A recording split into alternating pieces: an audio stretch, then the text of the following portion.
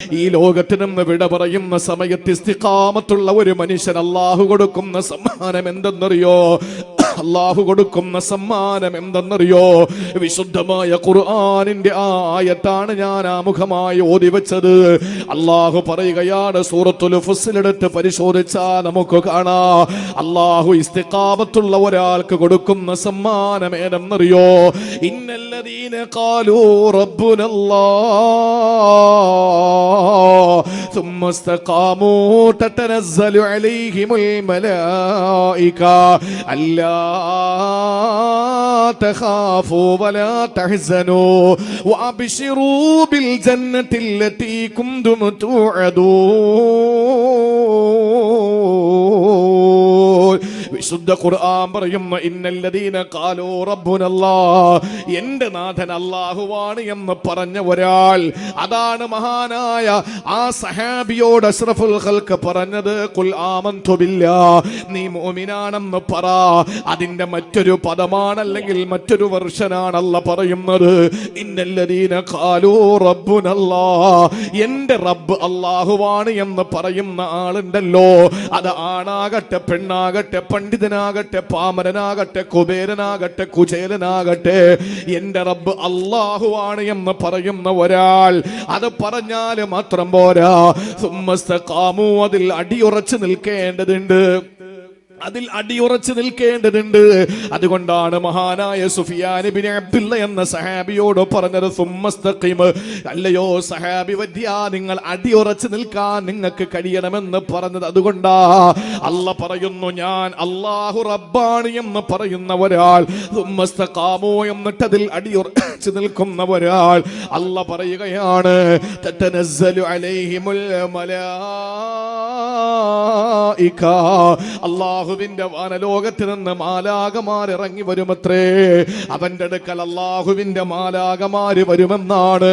സഹോദരങ്ങളെ, മലായിക്കത്തുകൾ വരുന്നത് 3 സ്ഥലങ്ങളിലാണ്, 3 സമയങ്ങളിലാണ് മലക്കുകൾ കടന്നു വരുന്നത്രേ. അതിൽ ഒന്നാമത്തേത് ഇൻദൽ മൗതി, നീ മരിക്കുന്ന സമയത്താണ്. മരണാസന്നനാകുന്ന സമയത്ത് അല്ലാഹുവിന്റെ മാലാകമാര്, റഹ്മത്തിന്റെ മലക്കുകൾ, റഹ്മത്തിന്റെ ചിറകിലേറിയിട്ട് നിന്റെ അടുക്കലേക്ക് വരുന്നതാണ്. കൊല്ലം ജില്ലയിലെ ചമ്മനത്തോപ്പിലെ അഞ്ചുമുക്കം എന്ന പ്രദേശത്ത് താമസിക്കുന്ന പ്രിയപ്പെട്ട ചെറുപ്പക്കാരാ, പ്രിയപ്പെട്ട പെങ്ങളെ, നിന്റെ അടുക്കൽ അല്ലാഹുവിന്റെ റഹ്മത്തിന്റെ മലക്ക് വരികയാ. ആ മലക്ക് കടന്നു വരുന്നത് എപ്പോഴാണ്? മരിക്കുന്ന സമയത്താണ്. പിഴച്ചു പോകുകയില്ല. മരിക്കുന്ന സമയത്ത് നിന്റെ ഈമാൻ തെറ്റിപ്പോകൂല. മരിക്കുന്ന സമയത്ത് നീ മോശമായ നിലയിൽ മരിക്കൂല. മരിക്കുന്ന സമയത്ത് മോശമായ ചിന്തകൾ നിന്റെ കൽബിൽ കടന്നു വരില്ല. മോശമായ വാക്കുകൾ നിന്റെ ചുണ്ടുകളിൽ നിന്ന് പുറത്തു വരില്ല. അല്ലാഹുവിന്റെ റസൂല് പറയുന്നു, മരിക്കുന്ന സമയത്ത് അവന്റെ അടുക്കൽ മലക്കുകൾ വരികയാ. പിന്നീട് ഈ മലക്കുകൾ വരുന്നത് എവിടെയെന്നറിയോ? വഫിൽ ഖബരി, ആരോരുമില്ലാത്ത ഖബറിന്റെ ഏകാന്തതയിൽ നിന്നെ കൊണ്ടുവെക്കുമല്ലോ. മരിച്ചാൽ വീട്ടിൽ മയ്യത്ത് പ്രദർശനത്തിന് വേണ്ടി വെക്കുമ്പോൾ, പൊതുദർശനത്തിന് വേണ്ടി വെക്കുന്ന സമയത്തും നിന്റെ ചുറ്റും നിന്റെ മക്കളുണ്ടല്ലോ. ഖൽഫി കരീമാത്തിൻ അലയ്യാ വബാക്കിയാ വഫീഹിൻ ഉമ്മി ഔ ശഖീഖി വഇത്രതി. നീ മരണപ്പെട്ട് കഴിഞ്ഞാൽ നിന്റെ പിന്നിൽ നിന്റെ ഉമ്മയുണ്ട്, നിന്റെ പ്രിയപ്പെട്ട ഭാര്യയുണ്ട്, നിന്റെ പ്രിയപ്പെട്ട മക്കളുണ്ട്. എല്ലാവരും നിന്റെ വീട്ടിൽ നിന്നോടൊപ്പം 4 ഭാഗത്ത് സങ്കടപ്പെട്ട് കണ്ണീരൊലിപ്പിച്ചിരിക്കുകയാ. പക്ഷേ നിന്നെ ഖബറിലേക്ക് കൊണ്ടുവെക്കുമ്പോ നിന്റെ ഭാര്യയില്ല, നിന്നെ സ്നേഹിച്ചവളില്ല, നിന്റെ ഏറ്റവും ഇഷ്ടപ്പെട്ട പ്രേമഭാജനമില്ല, നിന്റെ പ്രിയപ്പെട്ട മക്കളില്ല, ആരുമില്ല. ഒറ്റയ്ക്കാണ് ഖബറിൽ കിടക്കേണ്ടത്.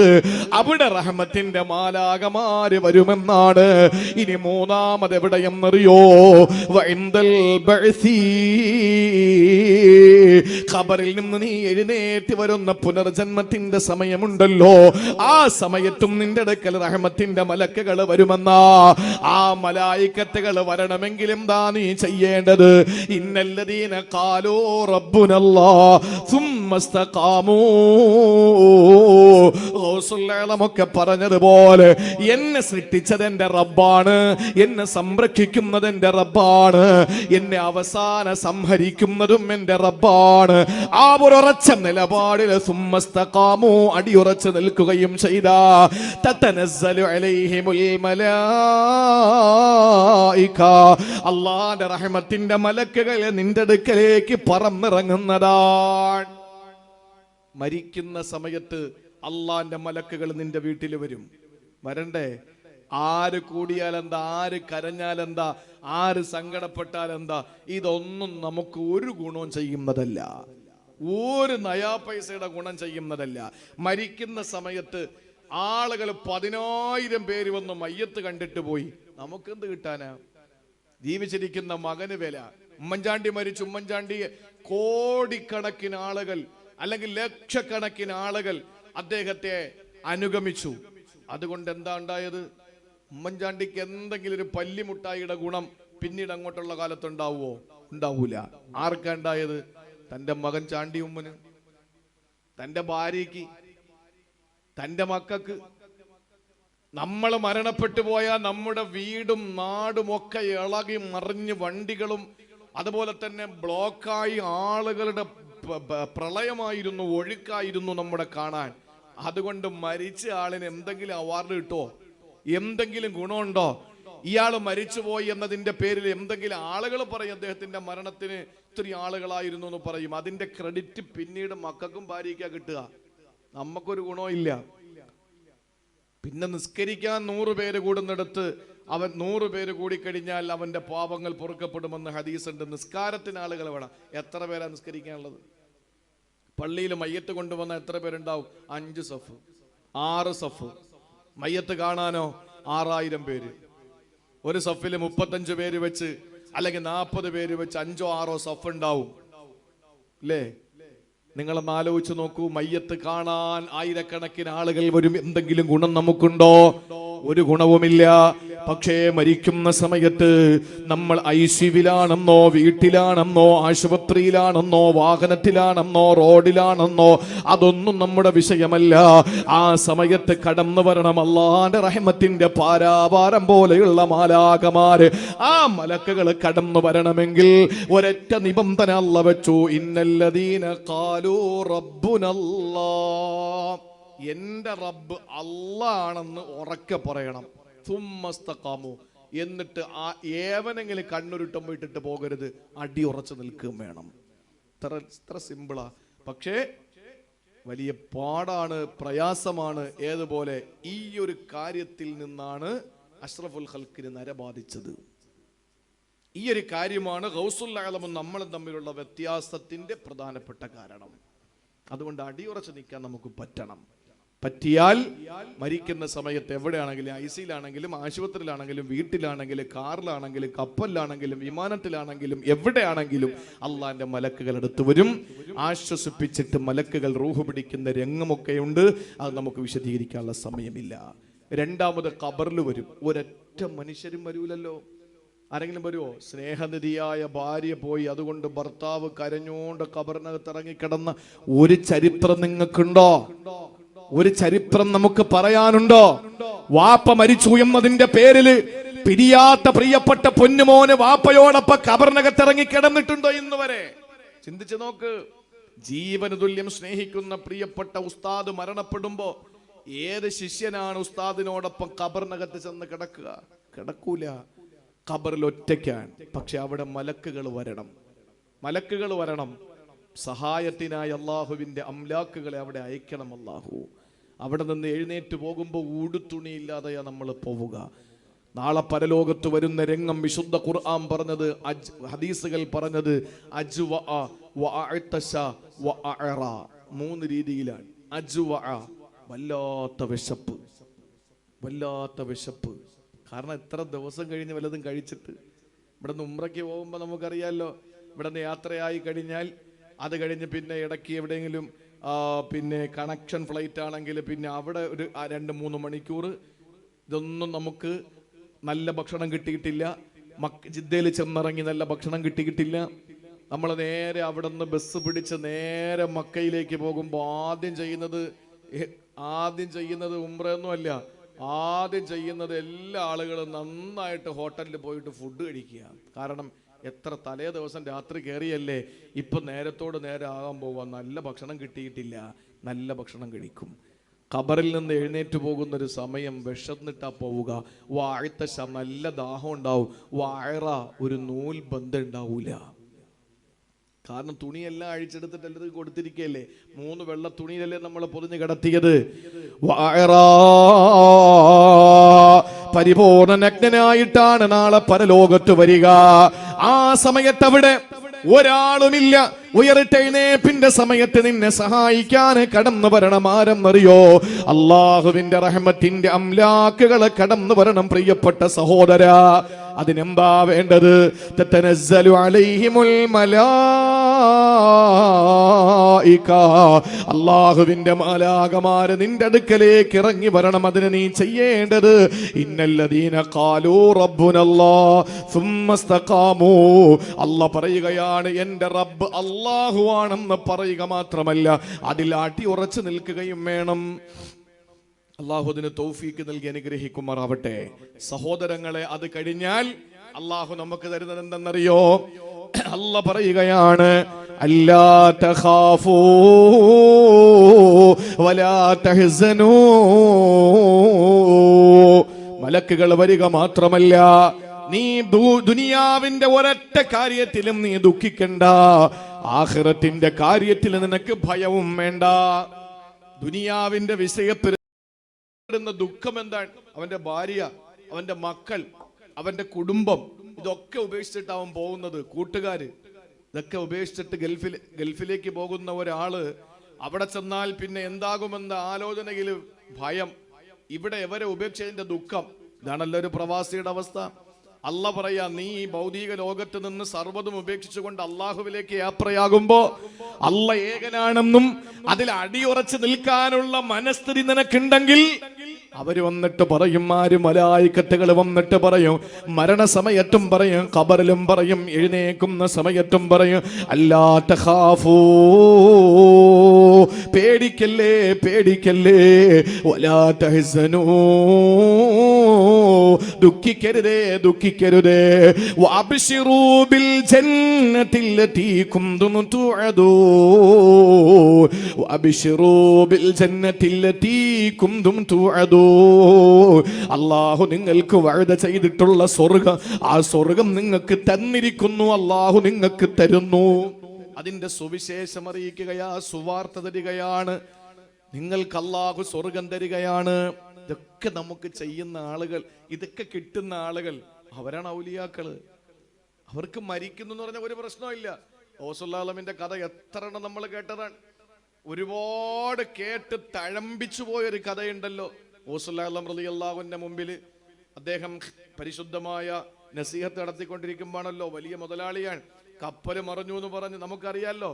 കപ്പല് മറിഞ്ഞു എന്ന് പറഞ്ഞിട്ട് വന്ന് പറയുമ്പോ അദ്ദേഹം ഒരു സെക്കൻഡ് ഇങ്ങനെ ഒന്ന് ചിന്തിക്കാൻ, ഉടനെ പറഞ്ഞു അൽഹംദുലില്ലാ, കപ്പൽ ഇത്രയും നാളത്തെ സ്വത്ത്, ഇത്രയും നാള് സമ്പാദിച്ചത്, ഇതൊക്കെ ബിസിനസ്സിന് ഇറക്കിയിട്ട് ആ ബിസിനസ് ചരക്കുമായിട്ട് വന്ന ചരക്ക് കപ്പൽ കടലിന്റെ മധ്യഭാഗത്ത് വെച്ച് മറിഞ്ഞിരിക്കുന്നു, സർവ്വതും നശിച്ചിരിക്കുന്നു എന്ന് ശിഷ്യൻ വന്നിട്ട് പറയുമ്പോ ഉസ്താദ് പ്രസംഗത്തിലാണ്.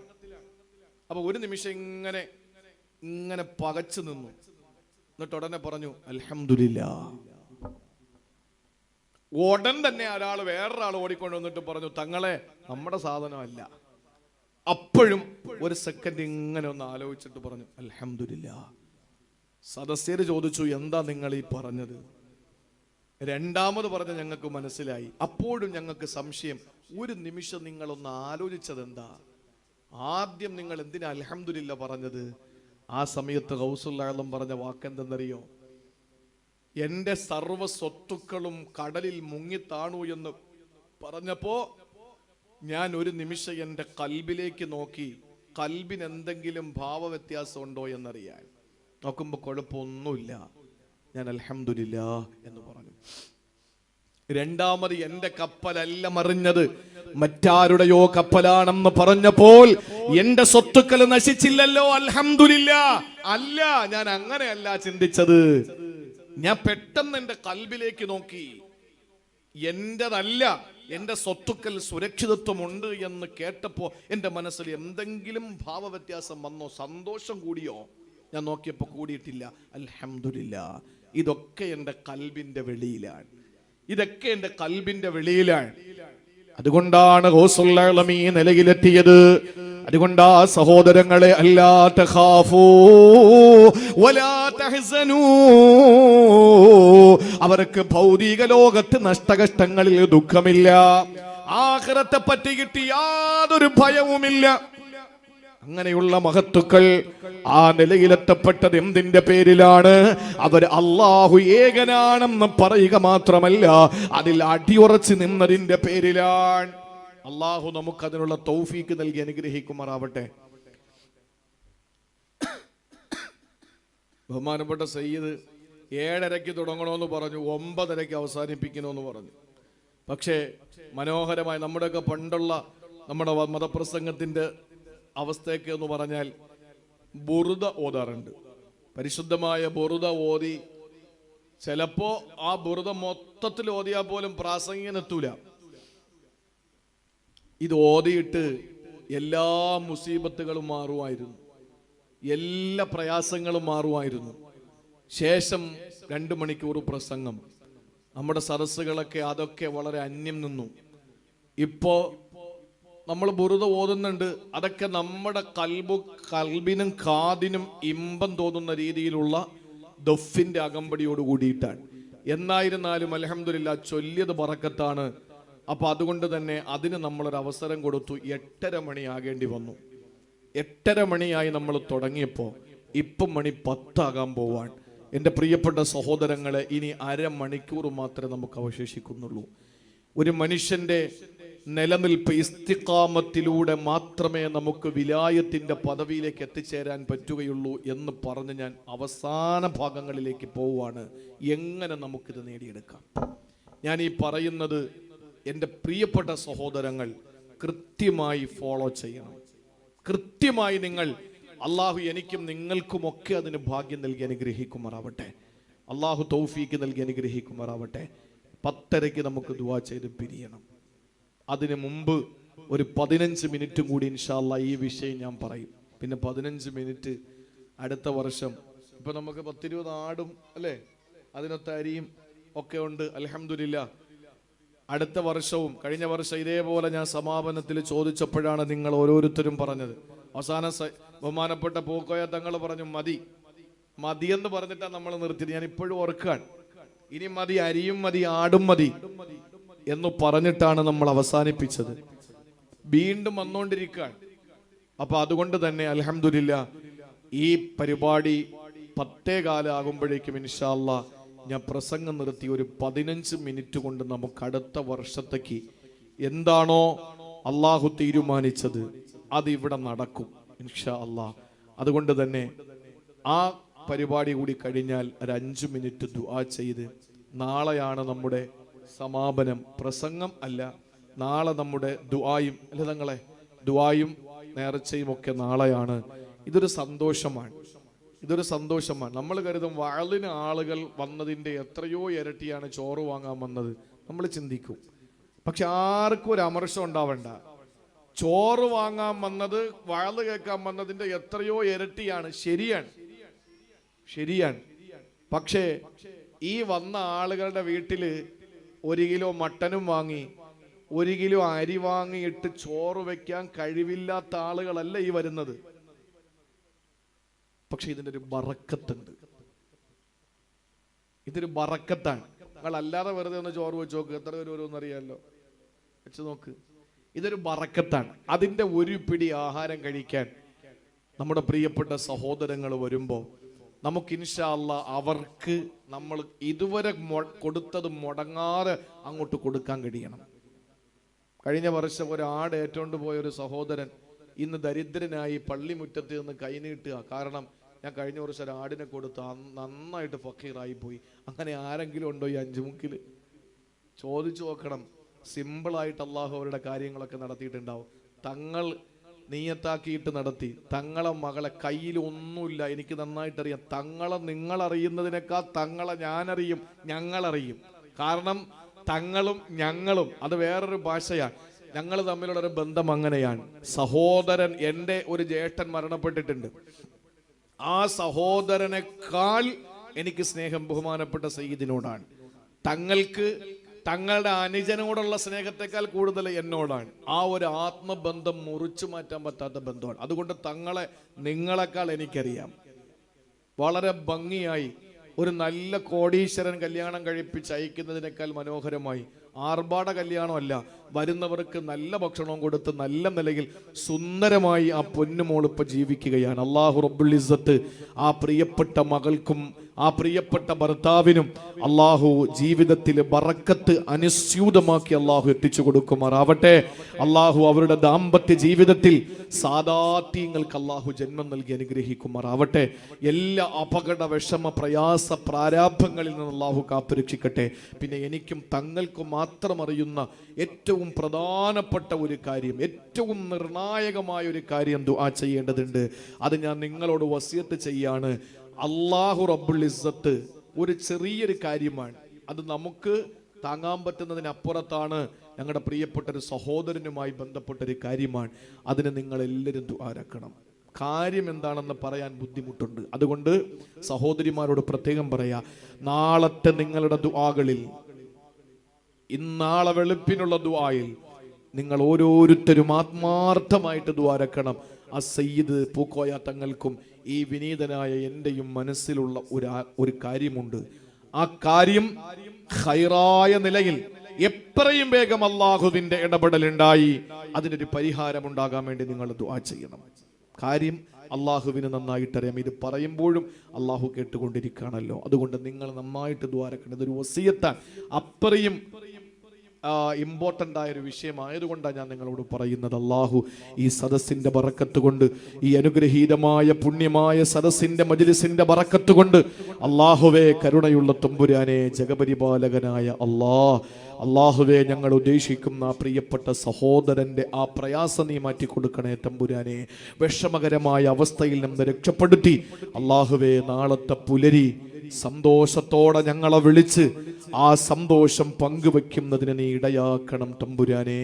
ഇൻഷാ അല്ലാഹ് നിങ്ങൾ ആത്മാർത്ഥമായിട്ട് ദ്വാരക്കുക. അതുകൊണ്ട് ഞാൻ എന്തെങ്കിലും നമ്മുടെ ജീവിതത്തിൽ അമലുകൾ ചെയ്യണ്ടേ. അതുകൊണ്ട് ഞാൻ ഈ പറയുന്ന കാര്യങ്ങൾ ഇന്നു മുതൽ എൻ്റെ എല്ലാ പിതാക്കന്മാരും എല്ലാ സഹോദരിമാരും 1000 വട്ടം എന്നോട് പറഞ്ഞിട്ടാ ഒരു വട്ടം നിങ്ങളോട് പറയുന്നത്. ഈ ഇസ്തിഖാമത്ത് നമുക്ക് മുറുകെ പിടിക്കണം, അത് നിലനിർത്തണം, നമുക്ക് അത് നമ്മുടെ ജീവിതത്തിൽ ഉണ്ടാക്കിയെടുക്കണം. അതിനെന്താ നമ്മൾ വേണ്ടത്? ആദരവായ പ്രവാചകൻ സല്ലല്ലാഹു അലൈഹി വസല്ലമ തങ്ങൾ പറയുകയാണ്, ഇസ്തഖീമൂ. ഇമാം അഹ്മദ് തന്റെ മുസ്നദിൽ രേഖപ്പെടുത്തിയ ഹദീസാണ്. അല്ലാഹുവിന്റെ ഹബീബ് പറയുകയാണ്, ഇസ്തഖീമൂ, നിങ്ങൾ ഇസ്തിഖാമത്തുള്ളവരാകണേ. വഅലമൂ അന്ന ഖൈറ അഅമാലികും അസ്സലാ. അറിയണേ, നിങ്ങളുടെ അമലുകളിൽ ഏറ്റവും ശ്രേഷ്ഠമായത് നിസ്കാരമാ. സഹോദരങ്ങളെ ചിന്തിക്കണേ, ഇസ്തിഖാമത്ത് മുറുകെ പിടിക്കാൻ ഇതിനപ്പുറം വേറെ വഴിയൊന്നുമില്ല. ഒരു മനുഷ്യൻ 5 നേരത്തെ നമസ്കാരം കൃത്യമായി നിർവഹിച്ചു കഴിഞ്ഞാൽ അവൻ ഇസ്തിഖാമത്തുണ്ടാകുമെന്ന് ഈ ഹദീസിലൂടെ വ്യക്തമാണ്. ഇസ്തഖീമോ, ഇസ്തിഖാമത്തുണ്ടാകണേ എന്ന് പറഞ്ഞിട്ട് റസൂലുള്ള പറയുകയാണ്, വഅലമൂ, നിങ്ങൾ അറിയണേ, അന്ന ഖൈറ അഅമാലികും അസ്സലാ. 5 നേരത്തെ നിസ്കാരമാണ് നിങ്ങൾക്ക് ഏറ്റവും ശ്രേഷ്ഠമായ അമല്. അതുവഴിയാണ് ഇസ്തിഖാമത്ത് ഉണ്ടാവുക. സുബഹി നിസ്കാരം കഴിഞ്ഞു. സുബഹി നിസ്കാരം കഴിഞ്ഞ് വെളിയിലേക്ക് ഇറങ്ങുമ്പോൾ അടുത്ത ഓരോ മനുഷ്യന്റെ ചിന്ത എന്താണ്? ഒരു വാഹനം യാത്രയ്ക്ക് വേണ്ടി തയ്യാറെടുക്കുകയാണ്, ദീർഘദൂര യാത്രയാണ്, അല്ലെങ്കിൽ വാഹനം കയറുകയാണ്, അല്ലെങ്കിൽ മറ്റു ജോലി ചെയ്യുകയാ. ഒരു സത്യവിശ്വാസിയുടെ ചിന്ത എന്തായിരിക്കും? ലൊഹറിന് എവിടെ എത്തും? ലൊഹർ എത്ര മണിക്കാ? ഈ ഒരു ചിന്തയായിരിക്കും. ലൊഹർ നിസ്കരിക്കാനുള്ള വ്യഗ്രത. ളുഹർ നിസ്കാരം കഴിഞ്ഞാൽ അവന്റെ മനസ്സിന്റെ ചിന്ത അസറിന് എവിടെയാണ് ഞാൻ എത്തുക, അസർ എവിടെയാണ് ഞാൻ എത്തുക, അസർ നിസ്കരിക്കണമല്ലോ, അസറിന്റെ സമയമായല്ലോ. ആ ഒരു ചിന്ത അവന്റെ മനസ്സിൽ വരികയാ. അസർ കഴിഞ്ഞാൽ മഗ്രിബിനെ പറ്റിയിട്ടുള്ള ചിന്തയാ, മഗ്രിബ് കഴിഞ്ഞാൽ ഇശാഇനെ പറ്റിയിട്ടുള്ള ചിന്തയാ, രാത്രി കിടന്നുറങ്ങിയാൽ നേരം വെളുത്താൽ സുബഹി നിസ്കരിക്കുന്ന ചിന്തയാ. ഒരു മനുഷ്യന്റെ ജനനം മുതൽ ആഖിറം വരെ 5 നേരത്തെ നിസ്കാരം സൂചിപ്പിക്കുകയാണ്. അറിയോ? ജനനം മുതൽ സൂര്യൻ ഉദിക്കുന്നതിന് മുമ്പല്ലേ സുബഹി. സുബഹി സൂര്യൻ ഉദിച്ചു കഴിഞ്ഞാൽ പിന്നെ സുബഹിയുടെ ടൈം കഴിഞ്ഞു.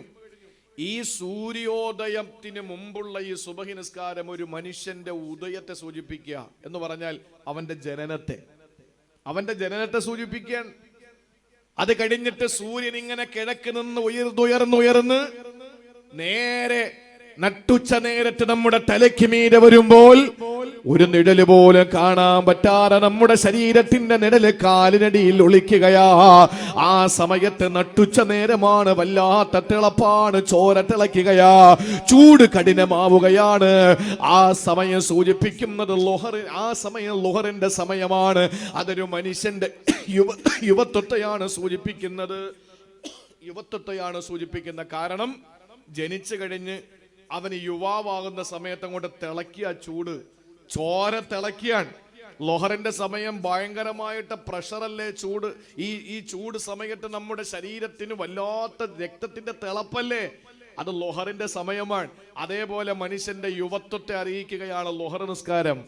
അത് കഴിഞ്ഞ് പടിഞ്ഞാറേക്ക് സൂര്യൻ ഇങ്ങനെ അസ്തമിച്ചു വരികയാണ്, പടിഞ്ഞാറേക്ക് ഇങ്ങനെ ചാഞ്ഞു വരികയാണ്. അതൊരു മനുഷ്യന്റെ അസർ നിസ്കാരത്തെ സൂചിപ്പിക്കുന്ന അസർ നിസ്കാരമാണ്. ആ ടൈമിൽ ഇങ്ങനെ പടിഞ്ഞാറേക്ക് ഇങ്ങനെ കുനിഞ്ഞു വരുമ്പോൾ പഴയ ചൂടും തിളപ്പും ഒന്നും ഇപ്പൊ സൂര്യനില്ല, എങ്കിലും ചെറിയ ചൂടും വെട്ടമൊക്കെ ഇപ്പോഴും ഉണ്ട്. അതൊരു മനുഷ്യന്റെ വാർദ്ധക്യമാണ്. പഴയതുപോലെ ഇപ്പൊ വലിയ ആരോഗ്യമൊന്നുമില്ല, സ്റ്റെപ്പ് കയറാൻ പറ്റുന്നില്ല, അതുപോലെ തന്നെ നല്ലപോലെ ഭക്ഷണം കഴിക്കാൻ പറ്റുന്നില്ല, കണ്ണിന് കാഴ്ച മങ്ങി, കാതിന് കേൾവി ശക്തി മങ്ങി, സംസാരശേഷിക്ക് വിക്ക് വരുന്നു, അതുപോലെ തന്നെ കൈക്കും കാലിനും ബലക്കുറവുണ്ട്. ഇതൊക്കെ ഒരു മനുഷ്യൻ ഉണ്ടാകുമ്പോഴും അവന്റെ ആ ഒരു ചൂടും അവന്റെ വെട്ടവും വെളിച്ചവും ഒക്കെ മങ്ങിയിട്ടില്ലല്ലോ. ഇത് അസർ നിസ്കാരം മനുഷ്യന്റെ വാർദ്ധക്യത്തെ സൂചിപ്പിക്കുകയാ. ഒന്ന് കുനിഞ്ഞല്ലോ സൂര്യൻ പടിഞ്ഞാറേക്ക്, ഈ മനുഷ്യനും ഇങ്ങനെ ഒന്ന് കുനിഞ്ഞു, വാർദ്ധക്യം. അത് കഴിഞ്ഞ് സൂര്യന് പടിഞ്ഞാറന് ചക്രവാളത്തിൽ അസ്തമിക്കുമ്പോൾ സൂര്യനതാ മറഞ്ഞിരിക്കുകയാണ്. പക്ഷേ പള്ളിയിൽ വരുന്ന ആളുകളെ മുഖതാവിൽ കാണാൻ പറ്റുകയാ, എല്ലാവരെയും തമ്മിൽ കാണാൻ പറ്റുന്ന നിലയ്ക്കതാ മഗ്രിബിന്റെ സമയമായി സൂര്യൻ അസ്തമിച്ചിരിക്കുന്നു. പക്ഷേ ആളുകളെ കാണാനൊക്കെ പറ്റുന്നുണ്ട്. സൂര്യൻ പോയെങ്കിലും ചെറിയ വെട്ടം അവശേഷിക്കുന്നുണ്ട്.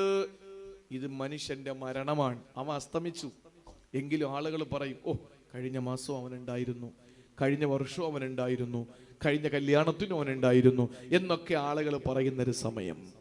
അത് കഴിഞ്ഞ് ഇഷാ എന്ന് പറയുമ്പോൾ പൊട്ടത്ത് നിൽക്കുന്ന ആളിനെ ലൈറ്റ് ഇടാതെ കാണാൻ പറ്റൂല. സൂര്യൻ മറഞ്ഞുപോയി, സൂര്യനെ പറ്റി ഒരു ചിന്ത പോലും ആർക്കുമില്ല. എല്ലാവരും പാതിരാത്രിയോടടുക്കുന്ന സമയത്തെ വാരിപ്പുണർന്നിരിക്കുകയാ. ഇതൊരു മനുഷ്യന്റെ ആഖിറത്തെയാണ് സൂചിപ്പിക്കുന്നത്. ഇവൻ മരണപ്പെട്ടു പോയി, ആരുടെയും മനസ്സിലവനില്ല, കാണാൻ പറ്റുന്നില്ല മുമ്പിൽ നിൽക്കുന്നയാളിനെ പോലെ എന്നതുപോലെ അവൻ ആരും ഓർക്കുന്നുമില്ല. ഒരു മനുഷ്യന്റെ ജനനം മുതൽ മരണം വരെയുള്ള എല്ലാ ഘട്ടങ്ങളെയും 5 നേരത്തെ നിസ്കാരം സൂചിപ്പിക്കുന്നു എന്ന് ഈ വിനീതന്റെ വാക്കല്ല, ഇമാം റംലി റഹിമഹുല്ലയുടെ വാക്കുകളാണ്. എന്റെ വാക്കെങ്കിലും നിങ്ങൾ വിശ്വസിക്കണ്ട, ഇമാം റംലി തങ്ങൾ പറഞ്ഞ കാര്യമാണ്. അതുകൊണ്ട് 5 നേരത്തെ നിസ്കാരം കൃത്യമായി നിർവഹിക്കുന്നവൻ അള്ളാഹു ഇസ്തിഖാമത്ത് കൊടുക്കും. തീരുന്നില്ല, ഇനി ഒരു കാര്യം കൂടിയുണ്ട്. 5 നേരത്തെ നമസ്കാരം കൃത്യമായി നിർവഹിക്കുന്നതിന് പുറമേ പ്രിയപ്പെട്ട സഹോദരങ്ങളെ ചെയ്യേണ്ടത് എന്തെന്നറിയോ? അതേ ഹദീസിൽ തന്നെ റസൂലുള്ള പറയുകയാണ്, ഇസ്തഖീമു വഅലമു അന്ന ഖൈറ അമാലികുമുസ് സ്വലാ. 5 നേരത്തെ നമസ്കാരമാണ് അമലുകളിൽ ഏറ്റവും ഖൈറായത്. അതുകൊണ്ട് നിങ്ങൾ ഇസ്തിഖാമത്ത് ഉണ്ടാകണേ എന്ന് റസൂലുള്ള പറഞ്ഞിട്ട് തൊട്ടുടനെ പറഞ്ഞതെന്തെന്നറിയോ? വലാ യുഹാഫിളു അലൽ വുളൂഇ ഇല്ലാ മുഅ്മിനൂ. ഒരു സത്യവിശ്വാസിക്കല്ലാതെ വുളൂ സൂക്ഷിക്കാൻ കഴിയില്ലെന്ന് നബി മുഹമ്മദ് മുസ്തഫ. ഒരു സത്യവിശ്വാസിക്കല്ലാതെ വുളൂ സൂക്ഷിക്കാൻ കഴിയില്ല എന്ന് പറഞ്ഞാൽ അതിനർത്ഥം എന്താ? ഒരിക്കൽ മഹാനായ പ്രവാചകൻ നബി മുഹമ്മദ് മുസ്തഫ സല്ലല്ലാഹു അലൈഹി വസല്ലമ തങ്ങൾ ആകാശ ലോകങ്ങളെ കടന്നുപോയി സിദ്റത്തുൽ മുൻതഹ കടന്ന് സ്വർഗ്ഗനരകങ്ങളെ കണ്ട് അല്ലാഹു റബ്ബുൽ ഇസ്സത്തിന്റെ മുനാജാത്ത് കഴിഞ്ഞ് മടങ്ങി വരുന്ന ആ പ്രവാചകൻ, അള്ളാഹുവിന്റെ പ്രിയപ്പെട്ട പ്രവാചകന് ബിലാൽ റളിയല്ലാഹു അൻഹുവിനെ വിളിച്ചിട്ട് പറഞ്ഞു, ബിലാലേ, ഞാൻ നിന്നോട് ചോദിക്കുകയാണ്, നീ എന്ത് അമലാണ് ചെയ്യുന്നത്? നീ എന്ത് അമല് പ്രത്യേകിച്ച് നിനക്കുണ്ട്? അത് നീ ഒന്ന് പറ. അള്ളാഹുവിന്റെ റസൂല് ചോദിക്കുക, ഹദ്ദിത്നി ബി അർജ അമലിൻ അമിൽത ഫിൽ ഇസ്ലാം. നീ മുസ്ലിം ആയതിനു ശേഷം ചെയ്ത ഒരു അമല് നീ എനിക്കൊന്ന് പറഞ്ഞതാ. അള്ളാന്റെ റസൂലെ, എന്താ അതിനിപ്പോ ഇത്രയും വലിയ ഒരു ആശ്ചര്യം എന്തിനാണ് ആ വിഷയത്തിൽ? അള്ളാന്റെ ഹബീബ് പറഞ്ഞു, ബിലാലേ, സമിഅ്തു നഫ്ഫൻ അലൈക ബൈന യദൈ ഫിൽ ജന്ന. ബിലാലേ, സ്വർഗത്തിലൂടെ ഞാൻ ഇങ്ങനെ ഉലാത്തുമ്പോൾ എന്റെ മുന്നിൽ ഞാൻ ചെരുപ്പിന്റെ ശബ്ദം കേട്ടു. ബിലാലേ, ഞാൻ സ്വർഗത്തിലൂടെ ഉലാത്തുന്ന സമയത്ത് എന്റെ മുന്നിലൂടെ നീ നടന്നു പോകുന്ന ശബ്ദം ഞാൻ കേട്ടു. ബിലാലേ, നീ എന്ത് അമലാ ചെയ്തത്? ഹദ്ദിസ്നി ബി അർജ അമലിൻ അമിൽതഹു ഫിൽ ഇസ്ലാം. നീ മുസ്ലിം ആയതിനു ശേഷം എന്ത് അമലാണ് ചെയ്തത്? എനിക്കൊന്ന് പറഞ്ഞതാ. ഞാൻ സ്വർഗത്തിലൂടെ നടന്നു പോകുമ്പോ എന്റെ തൊട്ടു മുന്നിൽ നിന്റെ ചെരുപ്പിന്റെ വാറിന്റെ ശബ്ദം ഞാൻ കേട്ടു. ബിലാലേ, അള്ളാഹുവിന്റെ റസൂൽ ഇത് പറഞ്ഞപ്പോ ബിലാൽ റളിയല്ലാഹു അൻഹു പറഞ്ഞ മറുപടി എന്തെന്നറിയോ? ആ മറുപടി, ഇന്നത്തെ ദിവസം മുതൽ നമ്മുടെ കൂടപ്പറപ്പായി കൊണ്ട് നടക്കണം, എങ്കിൽ ഇസ്തിഖാമത്ത് ഉണ്ടാവും. അത് ഞാൻ പറയുമ്പോൾ തന്നെ നിങ്ങൾക്ക് മനസ്സിലാവും. അള്ളാന്റെ ഹബീബ് സല്ലല്ലാഹു അലൈഹി വസല്ലമ തങ്ങളോട് ബിലാൽ മുഅദ്ദിൻ റളിയല്ലാഹു അൻഹു പറയുകയാണ്, യാ റസൂലല്ലാഹ്, ഞാൻ ഏത് സമയത്തും വുളൂഇലാണ് നബിയേ. വുളൂ മുറിഞ്ഞാൽ പെട്ടെന്ന് ഞാൻ വുളൂ ചെയ്യും. ആ വുളൂ ഞാൻ ചെയ്തു കഴിഞ്ഞാൽ 2 റക്അത്ത് നിസ്കരിക്കും വുളൂവിന് വേണ്ടി. ആ വുളൂ ഞാൻ ഇങ്ങനെ പരിപാവനമായി സൂക്ഷിച്ചു വെക്കും. ഏതെങ്കിലും മനുഷ്യ സഹജമായ ഘട്ടത്തിൽ എന്റെ വുളൂ പോയാ പെട്ടെന്ന് ഞാൻ വുളുവെടുക്കും റസൂലേ, എന്നിട്ട് 2 റക്അത്ത് നിസ്കരിക്കും നബിയേ. എന്നിട്ട് ആ വുളുവിനെ ഞാൻ പരമാവധി സൂക്ഷിക്കും നബിയേ. വുളു പോകുമ്പോ വീണ്ടും ഞാൻ വുളുവെടുക്കും റസൂലേ. ഇതാണ് ബിലാൽ റളിയല്ലാഹു അൻഹു സ്വർഗ്ഗത്തിൽ പോകാൻ ചെയ്ത അമലെങ്കിൽ, സഹോദരങ്ങളെ, അല്ലാഹുവിന്റെ ഹബീബ് സല്ലല്ലാഹു അലൈഹി വസല്ലമ തങ്ങളുടെ മുന്നിലൂടെ ബിലാൽ തങ്ങൾക്ക് നടന്നു പോകാൻ കഴിയത്തക്കവണ്ണം ബിലാൽ തങ്ങൾ ചെയ്ത അമല് ഏത് സമയത്തും വുളു ഉണ്ടായിരുന്നു എന്നുള്ളതാ. അല്ലാഹുവിന്റെ റസൂല് പറഞ്ഞു, വലാ യുഹാഫിളു അലൽ വുളൂഇ ഇല്ലാ മുഅ്മിൻ.